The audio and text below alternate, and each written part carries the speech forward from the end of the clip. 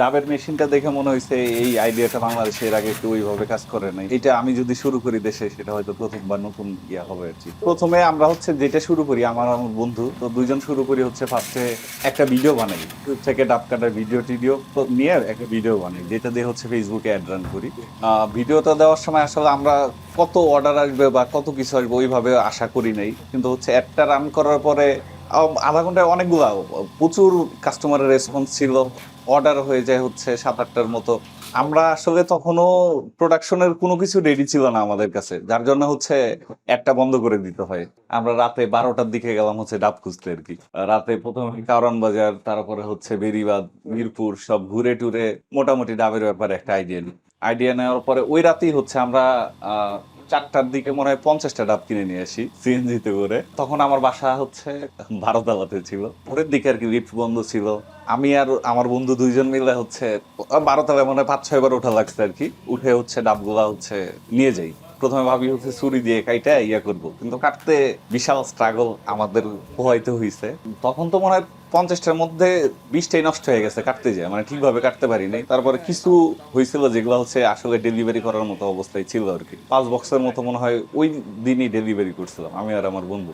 সন্ধ্যাবেলা থেকে একটা জার্নি শুরু হয়েছে, ঘুমাই নেই, সারা রাত সোর্সিং করছি, সকালবেলা সারাদিন কাটছি, সন্ধ্যায় আমি আর আমার বন্ধু ডেলিভারি করছি। আমরা যখন বুঝলাম যে হ্যাঁ এইখানে একটা ব্যবসা তৈরি হবে আর কি, ব্যবসার সম্ভাবনা আছে, তারপরে আমরা তো হচ্ছে একদিকে হচ্ছে শুরু করি হচ্ছে প্রোডাকশন লাইন তৈরি করার জন্য, কিভাবে মেশিন বা সবকিছু অ্যারেঞ্জ করা যায়। কাস্টমারের ফিডব্যাক এর মধ্যে অনেক প্রশংসা করতেছিল, হ্যাঁ এটা নতুন, কারণ 2021 সালের দিকে কেউ এটা, 21 বা 22-এর শুরুর দিকে কেউ এটা ইয়াও করে নাই। ব্যবসা যখন শুরু করছি তখন আমি চাকরি করতাম আর কি।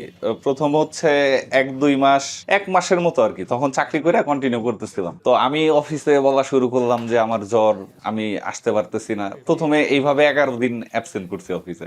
সেকেন্ড যেটা হয়েছে, তো আমরা তখন অনেক স্ট্রাগল করতাম আর কি ডাব সংগ্রহের জন্য। তখন আমাদের তো ডাব নিয়ে বিশাল ক্রাইসিস ছিল, আমরা হচ্ছে কোয়ালিটি এনশিওর করতে পারতেছি না, ডাবের সাইজ ঠিক করতে পারতেছি না। আমি আর আমার বন্ধু আরো একজন যাই হচ্ছে ডাব আনতে আর কি। ডাব বের করার সময় আমার হচ্ছে ওই ডিকির ইয়াটা আমার হাতের উপরে পড়ে আর কি। হাতের উপরে পড়ে এটা হচ্ছে হাড্ডি সব ভেঙে যায় আর কি, একদম ছেঁচে যায়, ঠিক আছে। মানে মোটামুটি আমার 1-1.5 মাস হচ্ছে আমি কিছুই করতে পারিনি, হাত দিয়ে কিছুই করতে পারিনি। তো এটার ইস্যু দেখা দেখা তখন ছুটি নিছিলাম অফিস থেকে। তো এটা রিকভারি হওয়ার আগে আমার ব্যবসাটা মোটামুটি রিকভার করে ফেলছিল, যার জন্য হচ্ছে আমি অফিস থেকে হচ্ছে চাকরিটা একদম বাদ দিয়ে দিছি। মেশিনটা নিয়ে আসার পরে অ্যাড রান করা শুরু করি আবার। প্রথম দিকে তো একদম খুবই লিমিটেড বাজেট অ্যাড রান করতাম, $2-3 অ্যাড রান করতাম। কাস্টমারের প্রচুর ফিডব্যাক আসা শুরু হয়, দেখা যাচ্ছে সারা রাত মেসেজ দেখা লাগতেছে, সারাদিন মেসেজ দেখা লাগতেছে, সারা রাত দিনকে আমাদের কাজ করতে হতো। প্রথম যে ডাবটা দিই আমরা তো তখন বুঝতাম না যে মেজারমেন্ট আসলে কিভাবে করে আর কি। তো প্রথম ডাবটা দেওয়ার সাথে সাথে প্রথম চাপেই হচ্ছে ডাবটা একদম বসকায় ফেলে, একদম চাপ দিয়ে একদম পুরোটা বসকায় ফেলে। তারপরে আবার আমরা হচ্ছে একটু সময় নিয়ে আবার হচ্ছে কিভাবে মেজারমেন্টটা ঠিক করা যায় সবকিছু হচ্ছে ইউটিউবে ভিডিও দেখে রেখে তারপরে আবার হচ্ছে রেগুলার কাটা শুরু করি।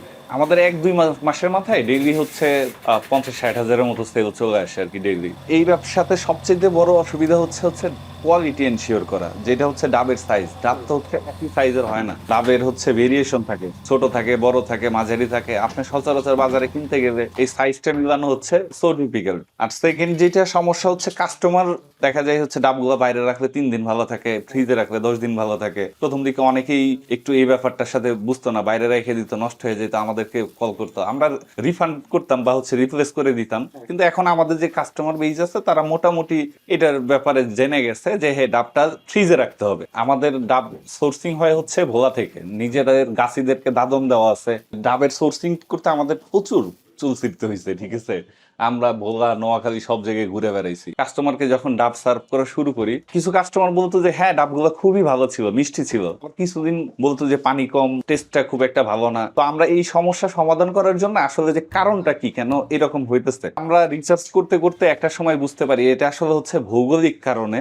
বরিশাল, ভোলার ডাবগুলো হচ্ছে সাইজে বড় হয়, পানি মিষ্টি হয়, পানিও থাকে অনেক বেশি। নোয়াখালীর ডাবগুলো একটু সাইজে ছোট হইলেও পানি থাকে বেশি, ডাব মিষ্টি হয়। আবার খুলনা, বাগেরহাট এই অঞ্চলের ডাবগুলো একটু পানি কম হয়, আবার হচ্ছে আপনার টেস্টটা একটু ডিফারেন্ট হয়। ডাবের পাশাপাশি পরে আমরা হচ্ছে পুডিং শুরু করি, তারপরে হচ্ছে নারিকেলের চিপস যেটা ওইটা শুরু করি, নারিকেলের নাড়ু শুরু করি, বরফি শুরু করি, কোকোনাট অয়েল বানানো শুরু করি আমরা। এক্সট্রা ভার্জিন কোকোনাট অয়েল, যেটা হচ্ছে সবচেয়ে এক্সপেন্সিভ তেলগুলোর মধ্যে একটা আর কি।